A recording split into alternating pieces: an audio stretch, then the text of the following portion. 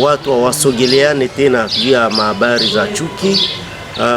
Unakutana kwamba kunakuwa makomunote fulani ama wananchi fulani ambao wanashotwa vidole na wengine hata wanauawa, maana wanawafanya kuwa wamekuwa na uhusiano na ile movement M23, na ikuwe katika makabila zote ambazo zinaishi Uvira, mara kwa mara wakakushutumu tu ya kwamba wewe una uhusiano na M23.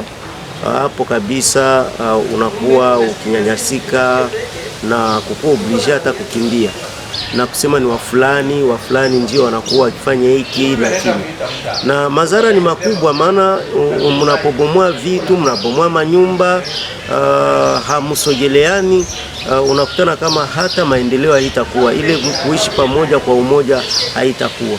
Na kwa hiyo tunawazia kwamba kweli madhara yapo na yanatia watu wengi katika wasiwasi ile maujumbe ya chuki.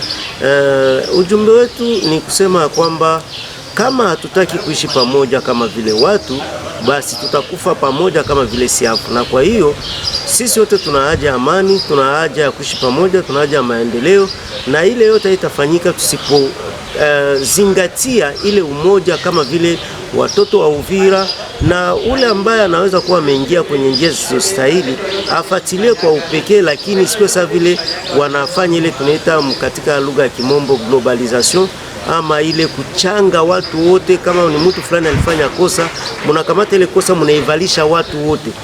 Tuepukane na mambo ya vile, na tuepukane pia na kushotana vidole, tuepukane na kuwazia kwamba magumu yetu ni juu ya wafulani, ni kabila fulani, ni watu fulani ndio wanatuma tunaishi hivi ama vile, lakini tuangalie kile kinachotuunganisha na kile ndio tushikamane nacho ili tupate kuishi kwa amani, umoja, kwa pamoja.